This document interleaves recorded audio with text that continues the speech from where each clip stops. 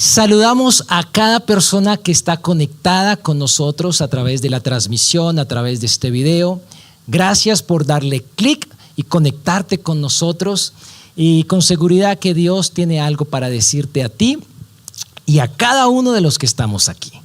Le he puesto por nombre al mensaje que quiero compartirles: ¿emproblemados? ¿Hay algún emproblemado entre nosotros hoy? No eres el único, pero tampoco estás solo. En Colombia tenemos muchas formas, dependiendo la región, de expresar cuando estamos emproblemados. Por ejemplo, en Caldas hay un señor que nos ayuda con todo lo que tiene que ver en la empresa, con lo que tiene que ver cambios de aceite, sobre todo cambios de aceite. Entonces él va a cobrarme. ¿A cuánto les gustan esas visitas? ¿Cierto que no? Y entonces él siempre me dice cosas como, por ejemplo, me dice: don Leito, estoy en un berenjenal muy tremendo. Yo, ¿pero qué es eso? Don Carlitos, ¿qué es un berenjenal? Él es de Caldas. Si hay algún caldense por aquí, pues entenderá que es berenjenal. ¿Qué es berenjenal, don Carlitos? Don Leito, don berenjenales, que allá en mi tierra se cultiva la berenjena y es una planta rastrera y es una planta como enredadera.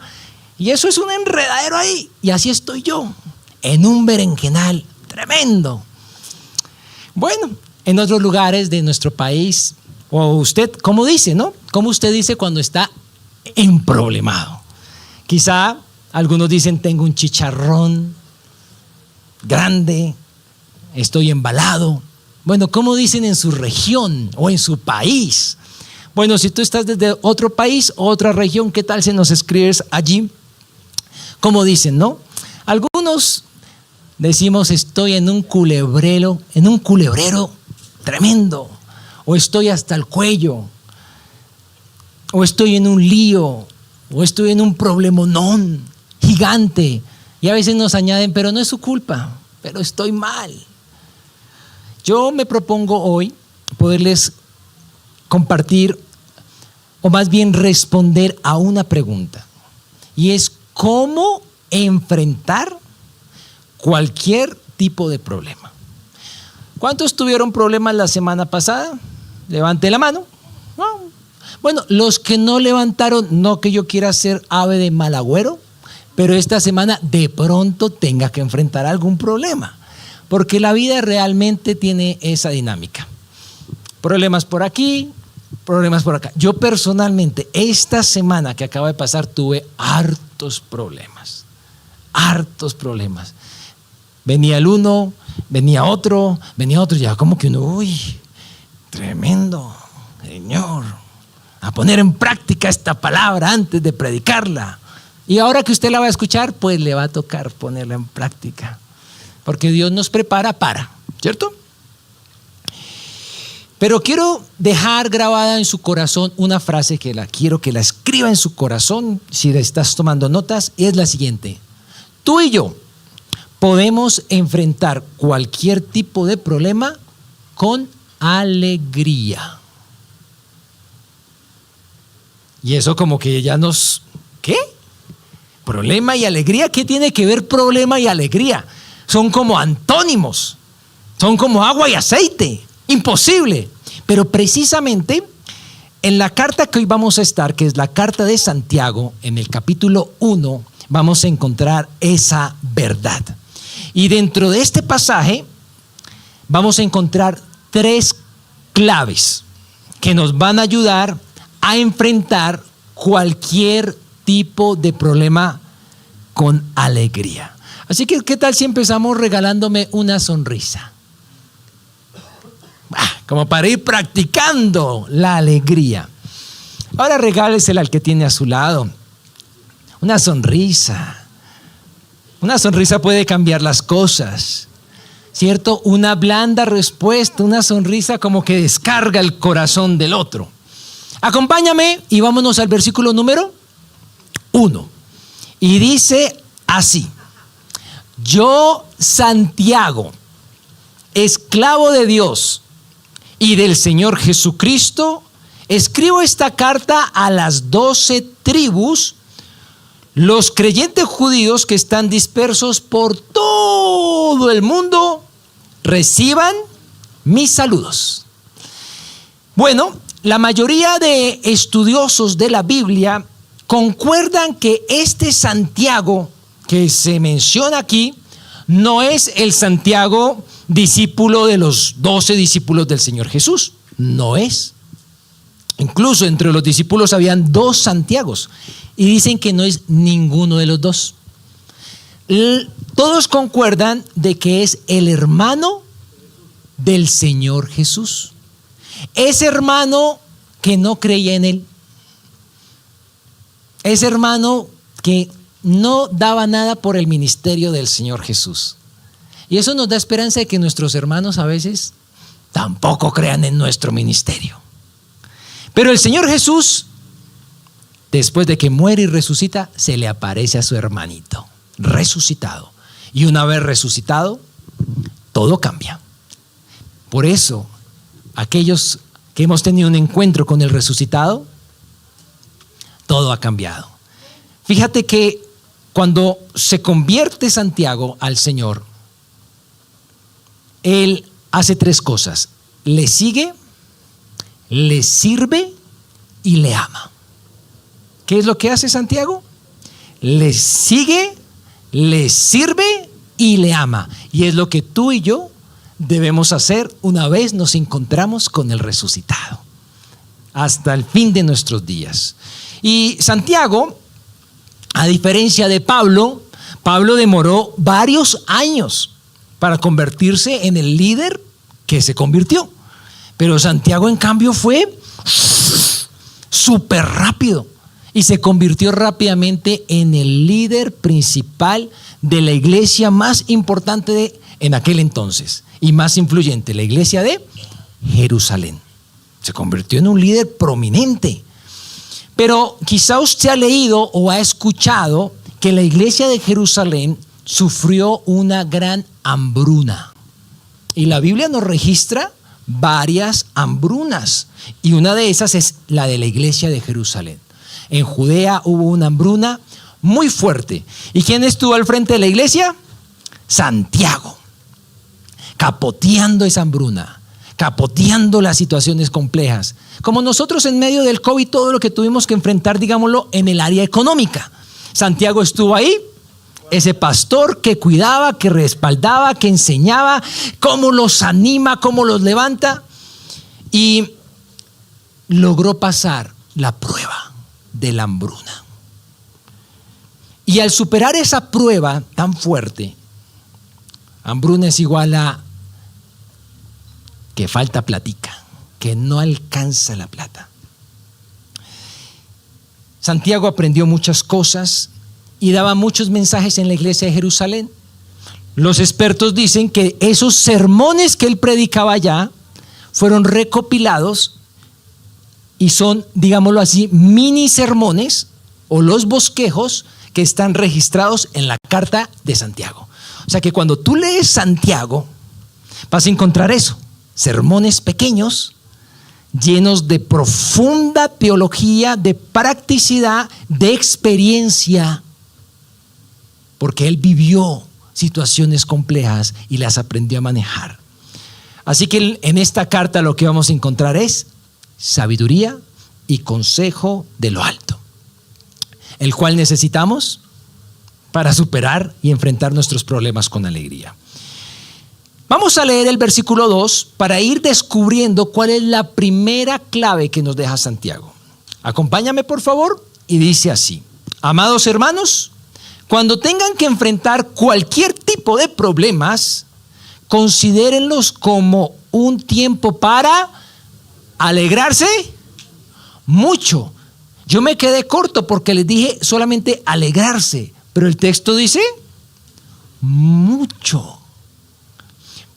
Porque ustedes saben que siempre que se pone a prueba la fe, la constancia tiene una oportunidad para desarrollarse. Así que dejen que crezca. Pues una vez que su constancia se haya desarrollado plenamente, leámoslo juntos, serán perfectos y completos y no les faltará nada. Si usted viene con un familiar, mírelo un momentico para que usted recuerde todo lo que le falta a ese familiar de crecer, de madurar en su carácter. Usted que lo conoce sabe que le faltan varias cosas, ¿cierto? Pero esta palabra nos está dando una promesa poderosa. Y es que ese que tú tienes a tu lado, el Señor no lo va a dejar como está. Él está incompleto, pero el Señor lo va a completar. Lo va a perfeccionar. Fíjate que otras religiones a lo largo de la historia y actualmente y otras filosofías consideran que las pruebas son parte de la vida y que hay que enfrentarlas, pero ninguna de ellas puede decir lo que la Biblia dice, que las pruebas y los problemas se pueden enfrentar con alegría.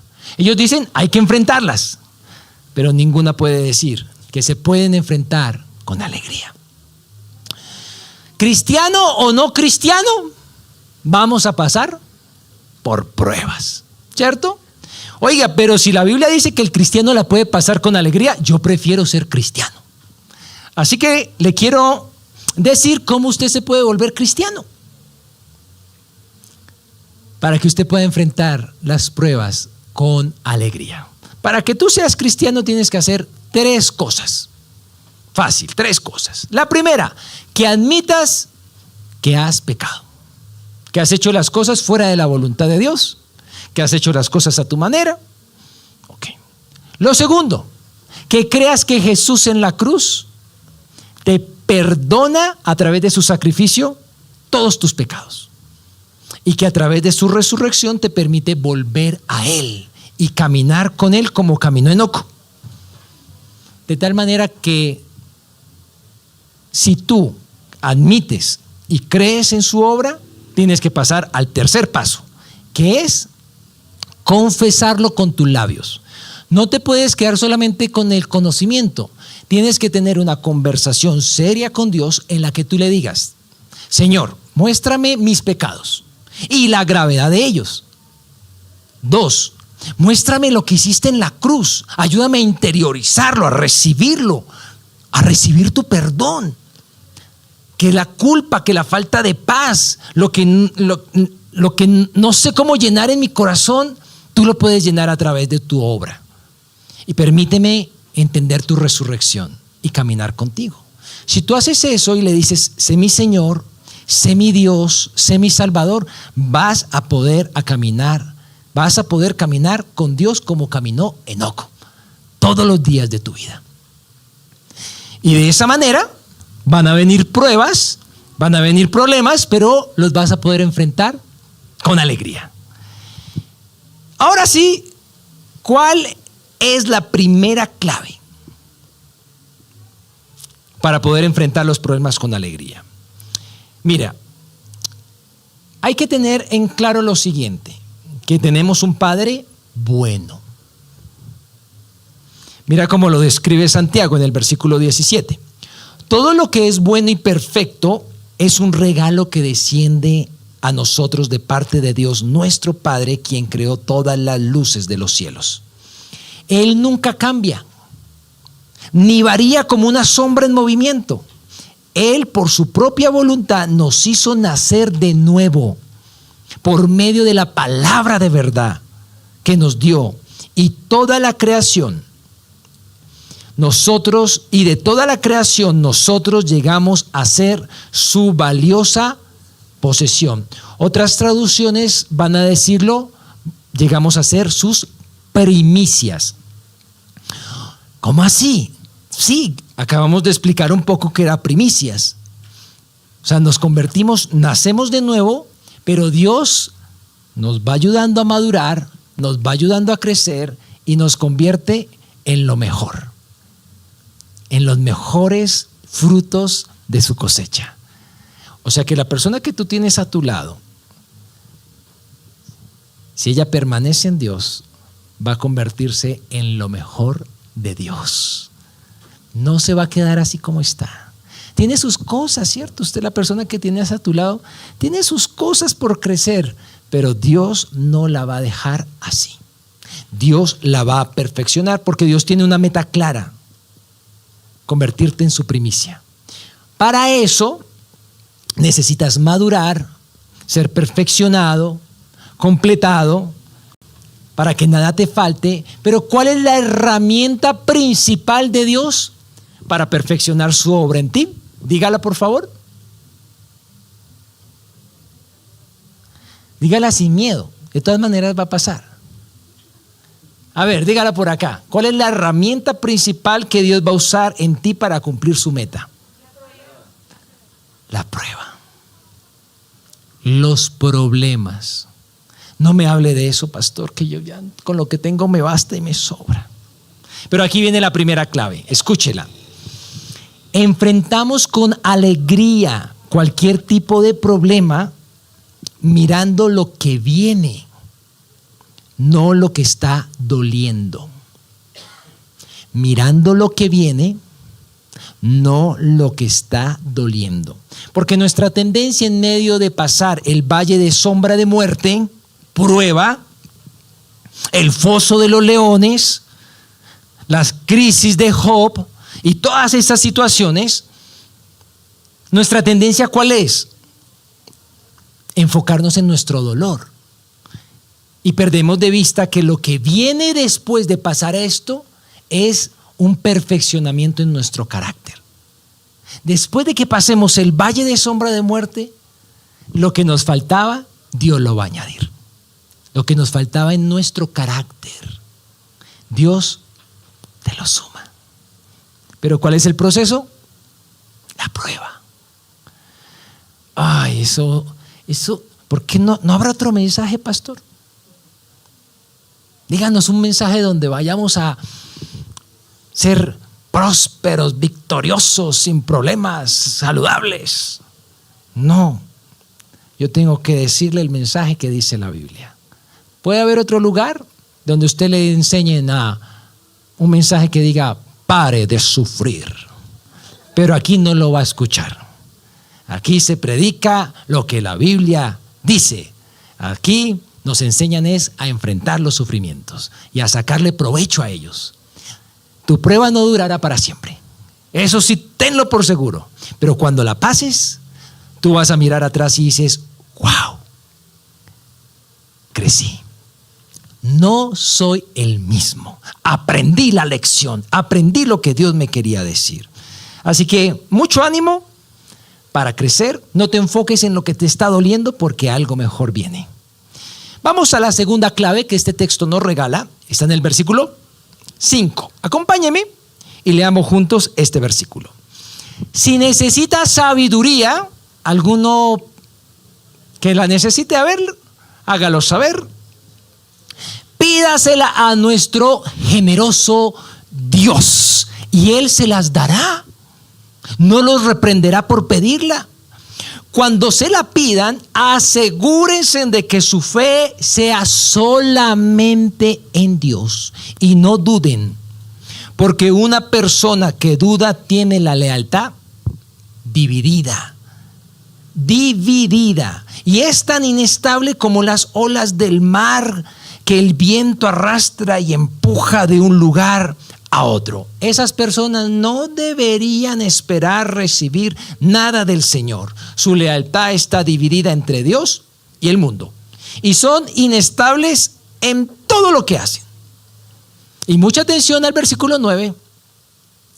Los creyentes que son pobres pueden estar orgullosos porque Dios los ha honrado. Y los que son ricos deberían estar orgullosos de que Dios los ha humillado. Se marchitarán como una pequeña flor de campo cuando el sol calienta mucho y se seca el pasto. La flor pierde su fuerza, cae y desaparece su belleza. De la misma manera se marchitarán los ricos junto con todos sus logros. Otras versiones dicen junto con todas sus empresas. Wow. Bueno, a la luz de estos versículos que acabamos de leer, ¿qué necesitamos para enfrentar nuestros problemas con alegría? Sabiduría. ¿Qué más? No dudar. Muy bien. Ahora, quiero que se imagine por un momento la prueba que usted está viviendo. Bueno, si la está viviendo no la tiene que imaginar porque la tiene fresquita. Si no, imagínese una que haya pasado o imagínese que va a entrar en una prueba y la prueba empieza a doler el alma, el cuerpo, la mente y te hace mover el piso. Todo se desestabiliza y empiezas a pensar cosas como, por ejemplo, no sé si vaya a poder. Y también empiezas a pensar, oye, ¿y por qué yo?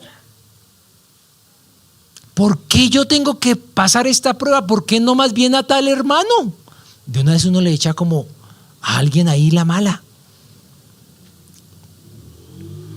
Wow. Pero entonces recordamos la primera clave. ¿Cuál es? ¿Qué recordamos en medio de ese momento? Que la vamos a enfrentar con alegría, pero para enfrentarla con alegría no debemos fijarnos en nuestro dolor momentáneo, actual, sino en lo que viene. Debemos recordar que la prueba va a traer algo bueno a nuestra vida, que después de que la crucemos vamos a estar mejor que antes, vamos a estar completos, perfeccionados, que nada nos va a faltar. Pero mientras cruzamos el valle de sombra de muerte, Dios, ¿qué pone a nuestra disposición? Sabiduría. ¿El qué dice? Usted está cruzando ese valle, ese dolor, te desenfocas, pero Dios, ¿qué te dice? Pídela. Porque tú puedes en medio de la prueba hasta enojarte con Dios. Entonces no le pides nada, yo puedo solo. Y tratas de cruzar en tu fuerza, ¿cierto? Pero lo que dice el texto es, mira, la sabiduría de Dios está disponible para el que la pide. Si no la pide, pues no la tendrá. Pídela. Y Dios dice que te la va a dar amplia, generosa, que no te va a reprender por pedirla. Pídele al Señor sabiduría, porque esa sabiduría te va a dar la estrategia, la fuerza para cruzar, pero además te va a dar el entendimiento que tú vas a comprender qué es lo que Dios te quiere enseñar. Porque uno a veces va como renegando y peleando con Dios, y es que Dios, pero como tú tienes tu mirada hacia adelante, algo viene. ¿Qué tal si tú en el camino le dices, Señor, ¿qué me quieres enseñar? ¿Qué quieres que yo aprenda? ¿Qué es lo que me está haciendo falta en mi carácter? Y el Señor te lo va a dar. Ese entendimiento, esa comprensión y esa practicidad para que puedas pasar al otro lado. Sin embargo, en ese camino, cruzando el valle de sombra de muerte, en ese camino, Señor, dame sabiduría, y se pone difícil la cosa, y vuelves y le pides sabiduría y se pone difícil la cosa. ¿Cuál es la tentación?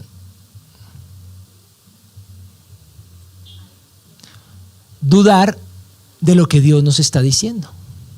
Y entonces uno decir, bueno, yo iba por este camino, pero como que no está funcionando. Lo que Dios me dice no está funcionando, entonces uno duda. Y entonces se pasa a otro carril, a ver si por ese carril de pronto funciona. Entonces uno empieza a dudar y a ser inestable, a ser como las olas que van de aquí para allá, escucha al uno, escucha al otro y empieza a hacer eso. Y dentro de eso empieza esa comparadera. ¿Y por qué a mí y no a él? ¿Por qué siempre yo? Otra vez yo en problemas, otra vez yo en dificultad. Y mire, ese que sí ni va a la iglesia y no le pasa nada. En cambio yo que estoy yendo y más problemas y más dificultades. ¿Pero por qué? Y a veces viene el pensamiento, oiga, Señor, si yo fuera rico no me pasaría esto. Entonces, ¿qué hace el Señor? A través de la carta de Santiago. Mire cómo Santiago rompe ese pensamiento. Ese pensamiento es un falso pensamiento. Porque ¿qué dice acerca de los ricos? Dice, los ricos son como la flor linda, hermosa, reluciente, pero cuando viene la prueba, el fuego, el sol caliente, se marchitan. Y así sus empresas. ¡Wow! Como las flores que se marchitan. Entonces aquí viene la clave que Santiago nos quiere dejar. Enfrentamos con alegría cualquier tipo de problema, perseverando en Dios, no dudando de su sabiduría, no comparándonos. No. Mira, ¿quién nos permitió nacer de nuevo? ¿Quién tiene clara la meta con nosotros? ¿Quién conoce lo que nos falta? ¿Por qué vas a dudar de la sabiduría que Él tiene? Si Él sabe qué es lo que te falta a ti para crecer, para hacer su primicia. Él es el que lo sabe. ¿Por qué dudar y por qué saltar a otro concepto, a otro principio, a otra palabrería? No. Esta semana una señora me dice, no, hizo eso precisamente. Va pasando su camino de sombra de muerte, está pasando unas situaciones de salud y me dice, yo voy a ir como que al médico espiritista. O sea, ¿qué hizo? Dudó de la sabiduría de Dios. Y yo le dije, ni se le ocurra hacer eso. Eso es abrir puertas del diablo. Eso es traer maldición a la casa. Eso es traer maldición a sus hijos. Ahí sí se asustó y como que dijo, ay sí, era molestando. Ahí sí, con eso mejor no moleste. ¿Cierto? Con eso mejor no moleste. No. Dios, en medio de la prueba, pide la sabiduría y mantente en su sabiduría. No saltes de aquí, o fue que fulano dijo, o mejor me hago un riego, o mejor me hago por aquí tal tratamiento. No, lo que el Señor te dijo, mantente. Dios, cuando pases esa prueba, te va a completar la fe. Y nos vamos con la última clave para enfrentar los problemas con alegría. Versículo 12. Dios bendice a los que soportan con paciencia las pruebas y las tentaciones, porque después de superarlas recibirán la corona de vida que Dios ha prometido a quienes lo aman. Cuando sean tentados, acuérdense de no decir, Dios me está tentando. Dios nunca es tentado a hacer el mal y jamás tienta a nadie. La tentación viene de nuestros propios deseos, los cuales nos seducen y nos arrastran. De esos deseos nacen los actos pecaminosos, y el pecado, cuando se deja crecer, da a luz la muerte. Así que no se dejen engañar, amados hermanos, dice Santiago en el versículo 16. Así que diga conmigo, por favor, la prueba me aprueba. La tentación me reprueba. Diga conmigo, la prueba me fortalece. La tentación me debilita. La prueba me purifica. La tentación me contamina. La prueba me levanta. La tentación me derriba. La prueba me afirma. La tentación me engaña. Y en ese proceso de la prueba, del dolor, Señor, dame sabiduría, viene la tentación, no de parte de Dios. ¿De dónde viene? De nosotros. ¿Y que nos empieza a qué? A seducir, a echarnos cuentos, a engañarnos de una u otra manera. Nos empieza a arrastrar, a conquistar, a decirnos mejor hágalo por acá, mejor haga este negocito. ¿Y qué tal si más bien usted hace tal cosa? Mire, Dios como que no le ha respondido. Y empieza eso de adentro, esas cosas de adentro a engañarnos. nuestros propios deseos, porque Dios no tienta a nadie. No culpemos a Dios ni nos argumentemos con Él. Más bien examina si durante tu prueba tú cediste a la tentación y terminaste culpando a Dios y poniéndote de mal genio con Dios.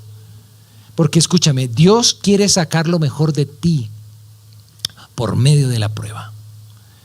La tentación, ya sea que venga de tus propios deseos, venga del mundo o venga del diablo, quiere sacar lo peor de ti. Así que aquí está la clave.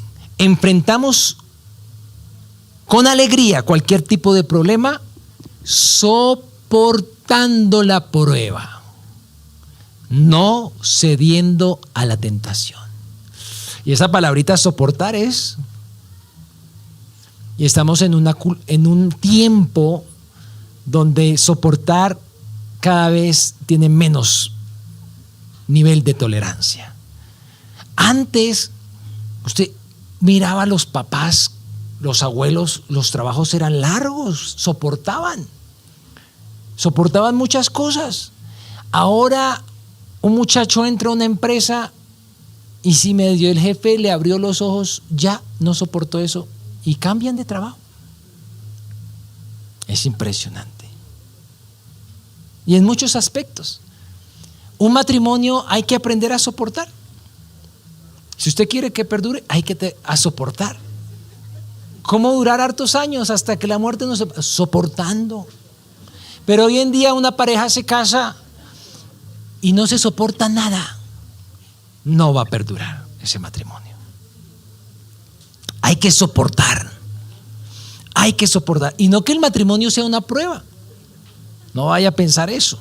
Es un regalo de Dios, pero que tiene sus pruebas. ¿Y acaso no a través de eso usted ha crecido? Gracias a Dios, a través de esas pruebas que ha vivido en su hogar, en su matrimonio. Ahora bien, si llegas a ceder a la tentación, que puede ocurrir, si llegas a ceder, por favor, no te justifiques, ni culpes a Dios. Más bien, haz lo que hay que hacer cuando uno cae en pecado, cuando uno cae en la tentación. Ahí es que confesar y decirle: Señor, he pecado. Y que le puedas decir como el rey David le dijo cuando pecó. En el Salmo 51:2 él dijo: restaura en mí la alegría de tu salvación y haz que esté dispuesto a obedecerte. Salmo 51:12. Así que cierro diciéndoles que podemos decir, estoy en un berenjenal, pero Dios me va a dar lo que me falta. Podemos decir, estoy en un chicharrón, pero mi constancia va a crecer.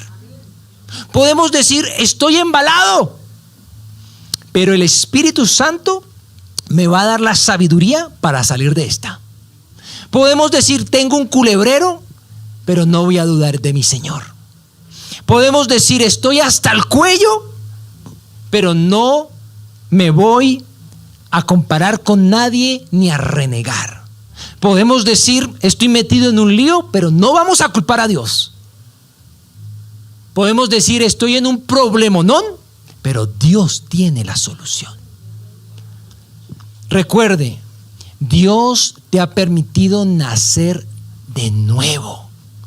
Él tiene una meta clara contigo. No te va a dejar como estás. Va a perfeccionar la obra que empezó en ti hasta que vuelva nuestro Señor Jesucristo. Él no te va a dejar así. Y como no te va a dejar así, quieras o no, Él no te va a dejar así. Va a usar las pruebas para darnos lo que nos falta en nuestro carácter. Y nos va a dar su sabiduría para que podamos cruzar y entender esto lo que quieres añadir a mi vida. Y recuerda, no te dejes engañar de la tentación que quiere sacar lo peor de ti. Y cierro con el versículo 12. El versículo 12 es el corazón de este mensaje. Dios bendice a los que soportan las pruebas. A los que soportan con paciencia las pruebas y las tentaciones, porque después de superarlas recibirán la corona de vida que Dios ha prometido a quienes lo aman. Así que las pruebas nos coronan, pues somos su valiosa posesión. Quiero invitarte que te pongas sobre tus pies en este momento. Hemos escuchado la palabra de Dios.